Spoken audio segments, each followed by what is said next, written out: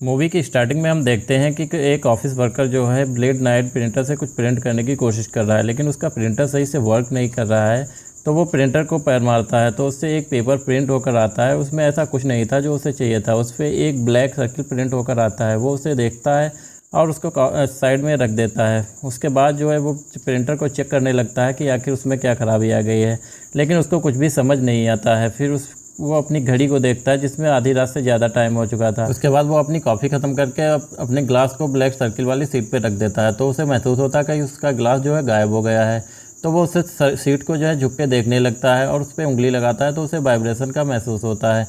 उसके बाद वो हिम्मत करके अपने हाथ को उसके अंदर डाल देता है और अपने ग्लास को जैसे तैसे बाहर निकाल लेता है। उसके बाद वो ब्लैक सर्किल वाले सीट को उठाकर उसके अंदर अपना आधा हाथ डाल देता है। तभी वो महसूस करता है उसका हाथ जो है सर्किल के अंदर तो है, लेकिन सीट के दूसरी साइड नहीं निकल रहा है। तभी उसकी नज़र जो है पास में रखी स्नैक्स मशीन पे पड़ती है। वो इस ब्लैक सर्किल वाली सीट को स्नैक्स पर मशीन पे लगाकर उससे स्नैक निकाल कर खाने लगता है। तभी वो सोचने लगता है कि इससे और क्या क्या किया जा सकता है। तभी उसकी नज़र जो है ऑफिस के उस दरवाजे पर पड़ती है जिसमें उसका तिजोरी।